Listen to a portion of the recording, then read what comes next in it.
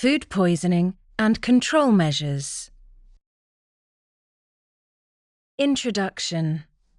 From Module 2, we have learned that spoilage or pathological bacteria caused most food poisoning. In this module, we will delve deeper into the subject of foodborne disease, establishing exactly what it is, the different types, and how they are caused, and how we can control them in a food handling environment.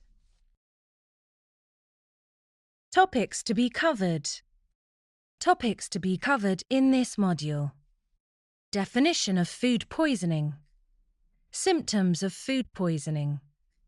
Causes of food poisoning. Control measures. Control the temperature to control the bacteria. Cooking food. Hot holding food. Cooling hot food. Cold holding food. Thawing frozen food. Reheating food. Checking temperatures. When things go wrong. Definition of food poisoning. In simple terms, food poisoning is any illness which results from consuming food or drink that contains the bacteria, viruses, parasites, or molds that cause spoilage or are actively pathogenic. It can also be caused by the presence of pesticides or toxins in the food. Symptoms of food poisoning. You'll normally know if you have food poisoning between 2 to 6 hours after the substance or organism has entered your body. You'll be able to tell by the combination of stomach pain or cramps, nausea and vomiting, diarrhea, fever, accompanied by a high temperature of 38 degrees Celsius or more, headache, and general feelings of weakness which will overwhelm you. Such symptoms can take up to a few weeks to show themselves, depending on which sort of poisoning you have, but they won't be subtle. Causes of food poisoning. The organisms which cause pathogenic food poisoning, generally bacteria, viruses, or molds, can multiply in the food at any stage of the production and handling process. When the plants are growing or the animals are being raised. When they're slaughtered or harvested, or when they're packed, transported, stored, or being prepared for human consumption. Note: the chance of contracting food poisoning gets higher the warmer the temperatures are, which includes warmer weather as well as kitchen temperatures. At the height of summer, exposed food can begin to go off within the hour. Control the temperature to control the bacteria. One of the most important ways of preventing food poisoning bacteria from reproducing is to control the food temperature. We have seen that there is a danger zone of 8 to 63 degrees Celsius in which most bacteria multiply at an exponential rate. By law, cold foods must be stored below 8 degrees Celsius and food cooked at above 63 degrees Celsius accordingly. This is the only way to make sure that food is safe to eat. There are strict temperature guidelines for the major types of food preparation, whether during cooking, reheating, chilling, cooling, or keeping food warm. This is to make sure that the danger of bacterial contamination is kept to an absolute minimum. There are also a number of other preventative measures that can be employed against bacterial spread. We will now deal with all of these. Cooking food. If cooking is done wrong, it can cause a significant pathogenic bacterial hazard to people eating the food.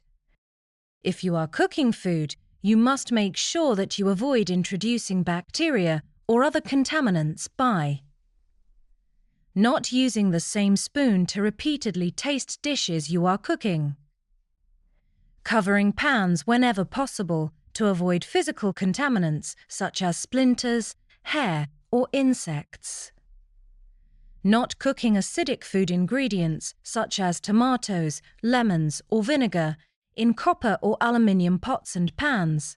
This prevents chemical contamination when the pans release atoms of their constituent metal into the food, resulting in an unattractive color, acrid taste, or discoloration. Making sure that food is eaten or cooled rapidly as soon as possible after the completion of the cooking process. Cooking food. When cooking food, maintaining a core temperature of 70 degrees Celsius for 2 minutes or more, or 75 degrees Celsius for 30 seconds or more, in Scotland 82 degrees Celsius, should destroy bacteria and make the food safe to eat. Despite this, bacterial toxins are not always destroyed by heat, so the food being cooked must be as fresh as possible. It is essential that the core temperature of cooked food is correctly checked in commercial food premises, even if the food otherwise seems to show the correct indications that it is properly cooked. Hot holding food. Hot holding is the phrase used to describe storing ready-to-eat food at a temperature above 63 degrees Celsius to prevent the reproduction of bacteria and germination of spores. Even if this temperature is consistently maintained, the food must still be thrown away after 2 hours. The temperature of the food should also be taken when it is put into the hot holding cabinet, and again when the 2-hour limit is almost up. Containers of hot-held food must also be covered to prevent contamination. When replenishing containers in hot food cabinets or counters, never mix the freshly prepared food with any previous batch, even if it is just chips. Cooling hot food. Cooling food down always runs the risk of some bacterial contamination, as food can hold on to toxins, spores, and even bacteria despite the cooking process. For this reason, you shouldn't allow food to cool for more than 2 hours. This is difficult with some food, so using a blast chiller, an ice bath, or a fan can acceptably and legally speed up the cooling process.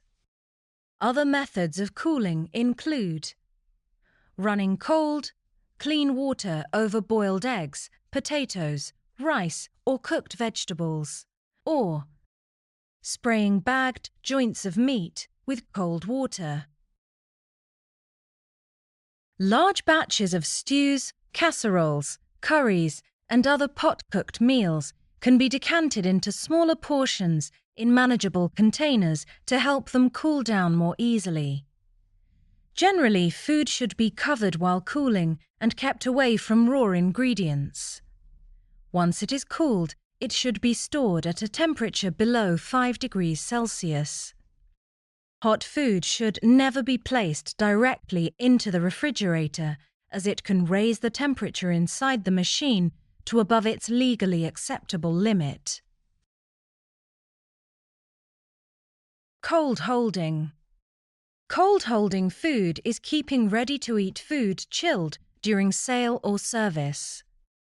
As you know, it is a legal obligation for chilled foods to be kept at a temperature below 8 degrees Celsius. If the temperature rises above this, the food should be thrown away after no more than 4 hours.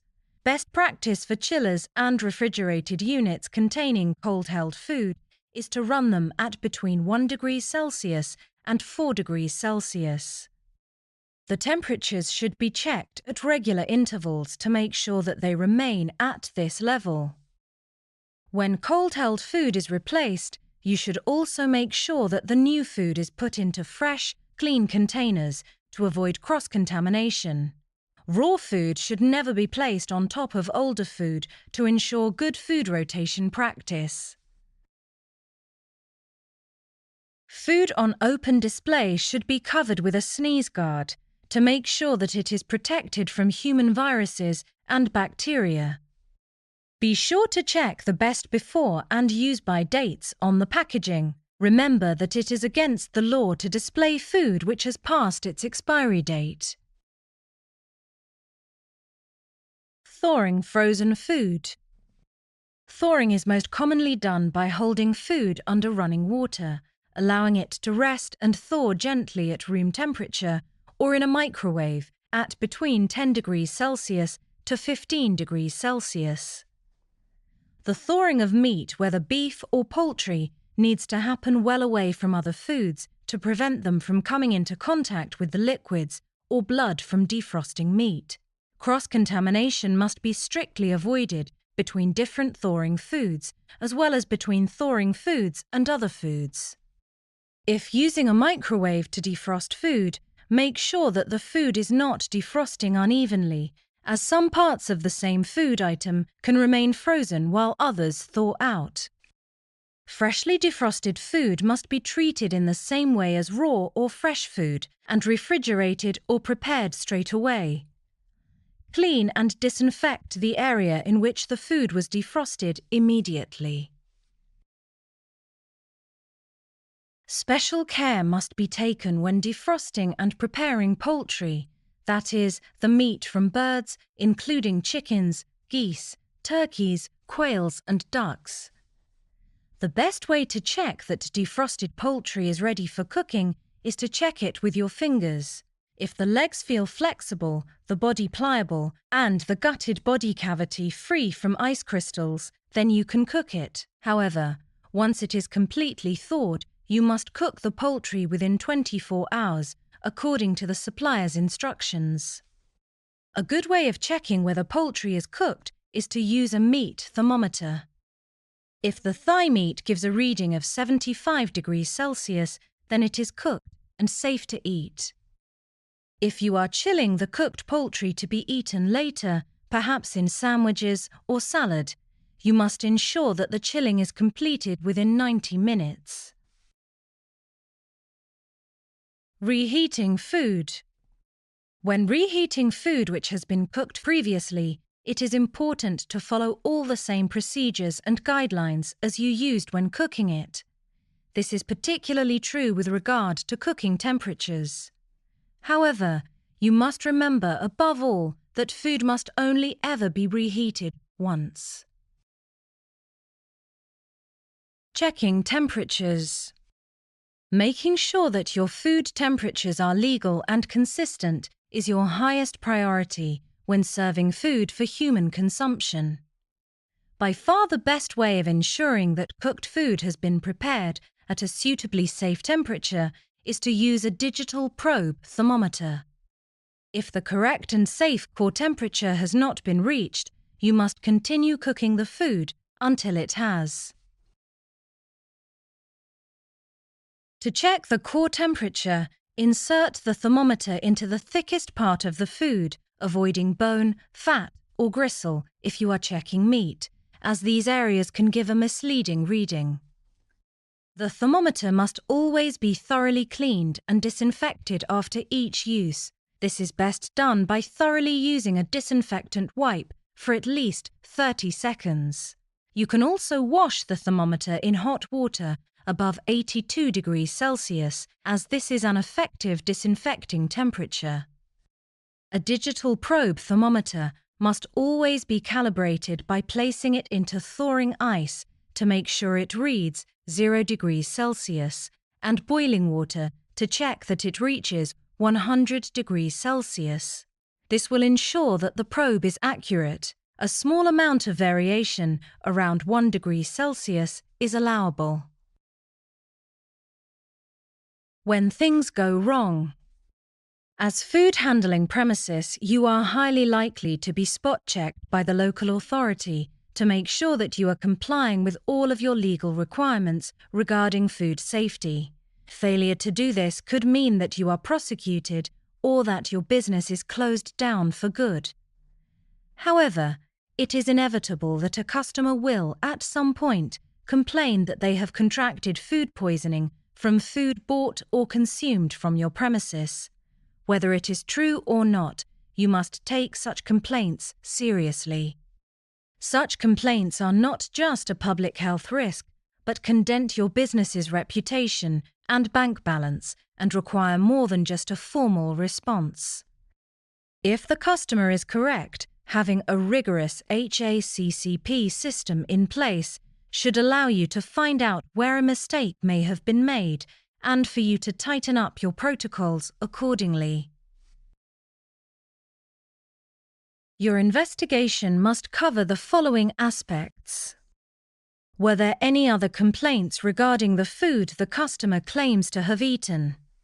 Did these complaints come from around the same time? Checking any kitchen records to make sure that all procedures have been followed correctly. Asking your staff considerately about any information they might have. To make sure that you avoid all possible contamination and consequent complaints of food poisoning, follow this checklist of procedures. Make sure that you have a well-documented HACCP system. Have your food safety protocols regularly audited, even bring in a consultant to increase thoroughness. Ensure that all staff are correctly trained and have proper official food hygiene qualifications. Raw and ready-to-eat food should be prepared using separate clean and disinfected equipment and utensils. Raw vegetables need to be washed thoroughly in a separate designated sink. Never wash utensils in the same sink in which raw food is prepared. Single-use disposable cloths should be used for wiping and drying utensils and work surfaces. Summary. In this module, we have seen how to prevent and control the different ways that food can become hazardous while it is being handled, prepared, and presented. We have seen all the methods you can use to ensure that the food is safe and also complies with UK law. We paid particular attention to control measures and learned how temperature was key to controlling the spread of bacteria. We established that there were different temperatures and conditions needed for cooking, reheating, cooling, and defrosting food. Finally, we saw that if things go wrong and a customer complains about the hygiene or safety of your food, you have only one defense, that is, due diligence.